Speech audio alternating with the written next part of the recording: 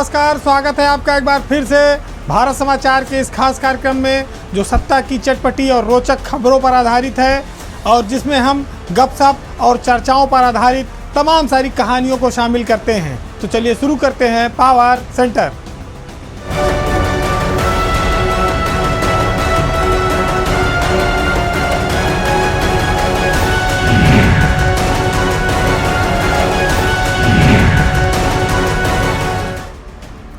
उत्तर प्रदेश में बहुत सारे विभाग ऐसे हैं जो कंगाल हैं, लेकिन वहाँ अफसरों की एक बहुत बड़ी फौज है और उस फौज की पूरी मौज भी है। तो ये कह सकते हैं कि विभाग चाहे जितना कंगाल हो, चाहे जितना परेशान हो, लेकिन अफसर मालामाल रहते हैं, उनकी सुविधाओं में कोई कमी नहीं है। बात उत्तर प्रदेश के स्मार्ट सिटी में महत्वपूर्ण भूमिका निभाने वाले विभाग जल निगम की। जल निगम कंगाली के दौर से गुजर रहा है, पिछले कई सालों से गुजर रहा है। वहाँ कर्मचारी रिटायर होते हैं तो उनके पेंशन का, फंड का पैसा तक नहीं मिलता और लोगों को जो काम कर रहे हैं उनको वेतन भी नहीं मिल पा रहा है 4-4, 5-5 महीने का। तो चूँकि शहरों को स्मार्ट बनाने की, सीवरेज डालने की, तमाम सारी चीज़ों की उनके ऊपर जिम्मेदारी है। ठेकेदारी बहुत बड़ी बड़ी है, 100-100, 200 करोड़, हज़ारों करोड़ के काम हैं, लेकिन कर्मचारियों को वेतन नहीं दे पा रहे हैं। जो रिटायर हो गए उनको पेंशन नहीं दे पा रहे हैं। ये कैसा विभाग है और कैसे काम कर रहा है, ये बड़ी विचित्रता है। जब उत्तर प्रदेश में बीजेपी सरकार ने देखा कि यहाँ बड़े घोटाले होते हैं जल निगमों में, तो उन्होंने उसको 2 भागों में बांट दिया। एक को कर दिया जल निगम नगरीय, एक को कर दिया ग्रामीण, और वहाँ पर 2 IAS अफसर MD बनाकर बैठा दिए। उनके नीचे भी 2-3 IAS अफसर JMD के रूप में तैनात हैं। तो अफसरों की एक बहुत अच्छी खासी लंबी फौज है, जबकि पहले के ज़माने में यहाँ MD इंजीनियरिंग सेवा के अफसर हुआ करते थे। 3-3, 4-4 IAS अब एक जगह पर बैठे हैं, लेकिन हज़ारों करोड़ के काम चल रहे हैं, लेकिन कर्मचारियों को देने के लिए पैसा नहीं, वेतन नहीं है। पिछले 5 महीने से जल निगम में कर्मचारियों को वेतन नहीं मिला है। जो रिटायर हो गए हैं उनको पेंशन नहीं मिल पा रही है। जो इस दौरान रिटायर हो रहे हैं उनको फंड नहीं मिल पा रहा है, PF नहीं मिल पा रहा है, एरियर नहीं मिल पा रहा है। कितनी हैरानी की बात है कि पेंशन, वेतन के अभाव में जो कर्मचारियों का परिवार है वो भूखमरी के कगार पर है। उनके सामने बड़ा संकट है। बच्चों की फीस जमा करनी है, शादी ब्याह का मौका आता है, तमाम सारी बीमारियां हैं, परेशानियां हैं। जब पैसे नहीं होगा तो इन सब का इलाज और व्यवस्था कैसे होगी। लोग रिटायर हो रहे हैं, नौकरी कर रहे हैं और वेतन का इंतज़ार कर रहे हैं। ये एक व्यवस्था आपकी आंखों के सामने है। आंदोलन होता है, अधिकारी भी बैठे हैं, वो भी मजबूरी में जताते हैं, जबकि ये नगर विकास विभाग के अंतर्गत ये जल निगम आता है। नगर विकास विभाग के पास हज़ारों हज़ार करोड़ का बजट है, लेकिन कर्मचारियों का जीवन बेहद कष्टकारी है। सबसे बड़ी बात यह है कि जिनके परिवारों की हालत दयनीय है, उनके लिए भी सरकार कोई ऐसी व्यवस्था नहीं ला पा रही है कि उनको एक मुश्त कुछ की दिया जा सके। तो ये जो संकट है ये मामूली नहीं है। चूँकि जल निगम एक कार्यदायी संस्था है, उसमें हज़ारों कर्मचारी काम करते हैं, सैकड़ों लोग हर साल रिटायर होते हैं, उनके वेतन और पेंशन पर एक बहुत बड़ी रकम खर्च होती है। लेकिन अब रिटायर होने के बाद पासबुक में तो पैसा दिखा रहा है, लेकिन बैंक जाते हैं पैसे नहीं है, वेतन नहीं आया है। क्या गजब की व्यवस्था है। जल निगम में इस समय MD हैं अनिल ढींगरा और प्रमुख सचिव हैं अमृत अभिजात। ये दोनों अफसर भी इस मामले में अपने हाथ बंधे होने की बात करते हैं। उनके सामने मजबूरियां हैं। वो बताते हैं कि जल निगम घाटे में चल रहा है। जल निगम कार्यदायी संस्था है, कमाता है तब अपने कर्मचारियों को वेतन और पेंशन दे पाता है। तो ऐसे निगम जो डूबे हुए हैं, वहाँ इतने बड़ी अफसरों की सरकार ने फौज क्यों लगाई है? उनकी सुविधाओं पर, वाहनों पर, उनके वेतन पर कई लाख रुपए खर्च होते हैं। वो कहाँ से होता है, ये भी एक बड़ा सवाल है। मतलब कर्मचारी दाने दाने को तरसे और अफसर पूरी मौज में रहा है। ये जो विपरीत स्थितियां हैं, ये जो विरोधाभासी स्थितियां हैं, ये हजम नहीं होती और ये दर्शाती हैं कि सरकारों को इस तरह के दोहरे मापदंड से बचना चाहिए। अब बात उत्तर प्रदेश के अफसरशाही की, ब्यूरोक्रेसी की, और इस ब्यूरोक्रेसी में कुछ मेहनती अफसरों के उनके काम की चर्चा। यूपी में 75 ज़िले हैं, बहुत सारे डीएम हैं। कुछ डीएम अपने ज़िलों में अभिनव प्रयोग कर रहे हैं। उनके प्रयोग प्रदेश में एक अलग पहचान बना रहे हैं, एक अलग संदेश भी दे रहे हैं। आज हम बात करेंगे उत्तर प्रदेश के 2 ज़िलों झांसी और सोनभद्र की, जहां पर इन जिलाधिकारियों ने अपने अभिनव प्रयोग से उत्तर प्रदेश की एक नई पहचान बनाने की कोशिश की है, लोगों को रोजगार देने की एक नई कोशिश की है और वातावरण को शुद्ध और साफ सुथरा बनाने की कोशिश की है। सबसे पहले चलते हैं बुंदेलखंड, जहां झांसी के डीएम रविंद्र कुमार की बात। झांसी के बाद सोनभद्र के डीएम सीवी सिंह, चंद्र विजय सिंह, उनकी बात हम आपके सामने रखेंगे। ये 2 अधिकारियों में, चूँकि बुंदेलखंड विशेष जोन है, कृषि आधारित क्षेत्र है, वर्षा पर निर्भर है, वहाँ पर किसान गरीब हैं, आमदनी के साधन नहीं है। ऐसे में डीएम रविंद्र कुमार ने इसके बुंदेलखंड विशिष्ट कृषि उत्पादन संरक्षण समिति का गठन करके वहाँ पर इस समय तुलसी के पौधे की खेती शुरू कराई है। रविंद्र कुमार ने इसके लिए बहुत सारी कंपनियों से अनुबंध कराया है, जिसमें एक बहुत बड़ी संस्था पतंजलि भी शामिल है। झांसी का जो बंगरा ब्लॉक है, उसमें इस खेती की शुरुआत कराई गई थी, जो आज 3000 एकड़ तक पहुंच गई है। जब इसकी शुरुआत हुई तो करीब 1100 किसान परिवार इससे लाभान्वित हो रहे थे। तुलसी की पत्ती की खेती से जो किसानों के जीवन में परिवर्तन आया है, उनको कुछ रुपए नगद मिलने लगे हैं। ये अपने आप में उनके जीवन स्तर को उठाने में बड़ी सहायक साबित हो रही है। तुलसी का पत्ता जो है वो सरकार और डीएम की कोशिश से इस समय 10,000 रुपये कुंतल बिक रहा है। इसी जुलाई में उसकी बुआई शुरू होती है और नवंबर तक वो कट के सामने आ जाती है। तो रविंद्र कुमार ने जिलाधिकारी के रूप में बुंदेलखंड के लोगों को जो एक नई ये सौगात दी है, ये वाकई में यूपी के लिए एक अभिनव प्रयोग की तरह है और राष्ट्रीय स्तर पर भी ये धीरे धीरे अपनी पहचान बना रही है। इस प्रयोग ने बुंदेलखंड के किसानों के जीवन में खुशहाली लाई है और बड़ा बदलाव भी लाया है, जिससे वो अब लाखों रुपए साल में कमा सकते हैं। इसी तरह सोनभद्र में डीएम चंद्र विजय सिंह हैं। उन्होंने शहर को साफ सुथरा बनाने के लिए गांव को एक प्लास्टिक के खिलाफ अभियान चलाया है। पूरे ज़िले में प्लास्टिक मुक्त अभियान की सराहना हो रही है। उन्होंने एक नारा दिया है। चंद्र विजय सिंह 2012 बैच के आईएएस हैं और उन्होंने अपने ज़िले में हर महीने की 20 से 25 तारीख को फिक्स कर रखा है कि वो घरों से प्लास्टिक को इकट्ठा करेंगे और उसको लाकर एक जगह पर एकत्रित करके एक फैक्ट्री के माध्यम से उसका डिस्पोजल करेंगे। तो ये जो प्लास्टिक बीनने का, इकट्ठा करने का अभियान है, ये अब तक 2.5 लाख घरों में पहुंच चुका है और सोनभद्र के डीएम ने 33,000 कुंतल प्लास्टिक इकट्ठा कराई है। ये बहुत बड़ा प्रयास है, छोटा मोटा काम नहीं है। इसके लिए चंद्र विजय सिंह ने ग्राम पंचायत में और ब्लॉक में प्लास्टिक को भंडारण करने की, इकट्ठा करने की व्यवस्था कराई है। बताते हैं कि ये जो प्लास्टिक है, एक कंपनी के द्वारा इसको रिसाइकिल कराया जाता है और ये रिसाइकिल सड़कों के बनाने में भी ये प्लास्टिक इस्तेमाल होती है। तो जो प्लास्टिक आज के ज़माने में जहर बन गई है, समाज की सबसे बड़ी समस्या है, उस प्लास्टिक का सोनभद्र जैसे एक उत्तर प्रदेश के किनारे छोर पर बैठे हुए डीएम ने, उनके दिमाग में बात आई कि इस प्लास्टिक का सही इस्तेमाल करके हम इसको कैसे पॉजिटिव वर्क में लगा सकते हैं, कंस्ट्रक्टिव वर्क में लगा सकते हैं। तो ये 2 जिलाधिकारी योगी सरकार में नए अभिनव प्रयोग कर रहे हैं, रविंद्र कुमार और चंद्र विजय सिंह। इन दोनों के काम की सराहना उत्तर प्रदेश में ब्यूरोक्रेसी में, सत्ता के गलियारों में कई जगह हो रही है। और ये खबर आज इसी मकसद से है कि उत्तर प्रदेश के और देश के तमाम सारे आईएएस अफसर और जिलाधिकारी ये देखें और जानें कि ज़िले का जो मुखिया बन के डीएम जाता है, अगर वो चाह ले तो गरीब आदमी के जीवन में किस तरह से परिवर्तन ला सकता है, रोशनी ला सकता है, खुशहाली ला सकता है, आमदनी बढ़ा सकता है। कुछ ज़िलों में अच्छा काम भी हो रहा है तो कुछ ज़िलों में कारनामे भी बढ़ चढ़ कर बोल रहे हैं। अब बात ब्यूरोक्रेसी के साथ पुलिस की।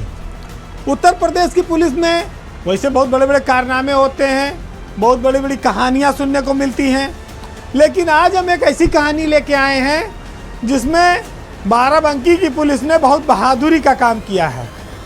उसने मिठाई चोरी में एक आदमी पर गैंगस्टर लगाकर जेल भेज दिया। ये है ना बहादुरी का काम? क्योंकि इसको सुनने के बाद लखनऊ में जो अफसर बैठे हैं वो भी आखिर ये सोचे कि कितनी मिठाई चोर चुरा ले गया कि उसके ऊपर गैंगस्टर लगाना पड़ा। तो ये सरकार के नाक के नीचे आप कह सकते हैं, क्योंकि लखनऊ से सटा हुआ ज़िला है बाराबंकी, और वहाँ बाराबंकी के जो एसपी हैं दिनेश कुमार सिंह, उनके नेतृत्व में बाराबंकी की पुलिस बहुत बड़े बड़े कारनामे कर रही है। हालांकि अभी शायद लोगों की नज़र उधर नहीं पड़ी है, या पड़ी है तो लोग अभी कार्रवाई करने में देर लगा रहे हैं। बाराबंकी पुलिस को इस काम के लिए बड़े अफसरों को लखनऊ में उनको बुला के इनाम देना चाहिए कि बाराबंकी के बहुत बड़े बड़े बदमाश और अपराधी बच रहे हैं, छूट जा रहे हैं, उनको पकड़ने में पुलिस फेल है। लेकिन 2.5 किलो के एक मिठाई चोर को पुलिस ने बहुत बहादुरी के साथ पकड़ा है। उस मिठाई चोर पर यह आरोप है कि उसने लक्ष्मी स्वीट से मसौली थाना क्षेत्र में 2.5 किलो चंद्रकला नाम की बर्फ़ी जो आती है उसकी चोरी कर ली। अब पुलिस ने भी तत्परता दिखाते हुए, बहादुरी दिखाते हुए उसको गिरफ्तार कर लिया। मामला मसौली थाना क्षेत्र का है। मसौली थाना क्षेत्र में एक किसान नेता हैं राहुल गुप्ता। राहुल गुप्ता पर 2017 में 2.5 किलो चंद्रकला मिठाई चुराने का आरोप लगा था। मामला चल रहा था। इसी बीच किसान यूनियन बहुत सारे धरना प्रदर्शन करती है, तो उस पर भी राहुल गुप्ता पर कुछ राजनीतिक 1-2 मुकदमे लग गए। 2018 में राहुल गुप्ता की एक ट्रक ड्राइवर से झगड़ा हो गया था। उस झगड़े में 1500 रुपया छीनने का राहुल गुप्ता पर आरोप लगा था। हालांकि आरोप लगाने वाला ड्राइवर और ट्रक ना तो कभी थाने आया, ना तो उसने कोई शिकायत की, ना उसने कोई गवाही दी। लेकिन 4 साल बाद पुलिस ने इन सब मामलों को जोड़कर 2.5 किलो मिठाई के चोरी के आरोप में राहुल गुप्ता को जेल भेज दिया, और वो भी गैंगस्टर में भेज दिया। तो ये बहादुरी का काम दिनेश कुमार सिंह की पुलिस, जो बाराबंकी के एसपी है, उसने किया। अब आप सोचिए, राहुल गुप्ता की इसी बीच शादी पड़ गई। शादी पहले से थी और वो जेल में थे। खैर, भला हो जज साहब का कि उन्होंने शादी के 10 दिन पहले राहुल गुप्ता को बेल दे दी। राहुल गुप्ता अभी शादी करके 2 दिन पहले निपटे हैं। तो ये जो विचित्रता है, ये जो ककड़ी के चोर को कटारी से काटने की कला है, ये बाराबंकी में बखूबी देखी जा रही है। लेकिन एसपी दिनेश कुमार सिंह पर कोई उंगली उठाने वाला नहीं है, कोई कार्रवाई करने वाला नहीं है। इस तरह से पुलिस की निरंकुशता और लापरवाही ये बताती है कि कमज़ोरों के लिए पुलिस किस तरह से शक्तिवान बनी हुई है, और सक्षम लोगों से अपराधियों के सामने वो गिड़गिड़ाती है और सेटिंग कर लेती है। आपको जानकर हंसी भी आएगी कि जिस ज़िले में भूमाफिया सक्रिय हों, दबंग सक्रिय हों, बड़े बड़े अपराधी जिनसे पुलिस डरती है, वहाँ पर एक किसान नेता को मिठाई चोरी के आरोप में गैंगस्टर लगाकर पुलिस उपहास का पात्र नहीं बन रही है, तो आखिर क्या बन रही है? तो ये एसपी साहब अभी नए नए एसपी बने हैं, लेकिन मिठाई चोरी के मामले में गैंगस्टर लगा देने का कारनामा उत्तर प्रदेश में शायद पहला है। और आप भी जानकर हंसेंगे कि 2.5 किलो मिठाई चुरा लिया और उसके आरोप में आप किसी पर गैंगस्टर लगा के जेल भेज दें। अरे मिठाई चुराया होगा तो खा लिया होगा, मिठाई कुछ अपने घर परिवार के लोगों को खिला दिया होगा, दोस्तों में बांट दिया होगा, मिठाई का पैसा वसूल लेते। इतना लंबा मुकदमा चलाए 2017 से 23 तक, इतना पुलिस ने मेहनत की, इतना बड़ा अपराधी पकड़ा। भाई गजब है बाराबंकी की पुलिस। अब एक बार बात फिर घूम फिर के उत्तर प्रदेश की ब्यूरोक्रेसी पर। ब्यूरोक्रेसी में इन दिनों एक नया सिस्टम शुरू हुआ है, जुगाड़ तंत्र। चूँकि बहुत सारे वरिष्ठ अफसर रिटायर हो रहे हैं, रिटायर होने के बाद उनके पास कुछ काम होना चाहिए। खाली घर पे तो बैठेंगे नहीं, व्यापार कर नहीं सकते। अगर बिजनेस शुरू कर देंगे तो आरोप लग जाएगा कि नौकरी में बहुत माल बनाए थे, अब जाके वहाँ पर बहुत बड़ा व्यवसाय खोल दिया है। तो रिटायरमेंट के बाद भी जीवन चलता रहे और अवसर बना रहे सुनहरा, इसके लिए एक व्यवस्था शुरू की गई है, सलाहकार बन जाओ। हालांकि सलाहकार बनने की सभी अफसरों की ऐसी किस्मत नहीं है, न उनके कोई योग है कुंडली में, लेकिन कुछ ऐसे चुनिंदा अफसर हैं जिनको इस नई स्कीम का काफ़ी उम्मीद है, काफ़ी आशाएं हैं और कुछ लोग इसका लाभ भी ले रहे हैं।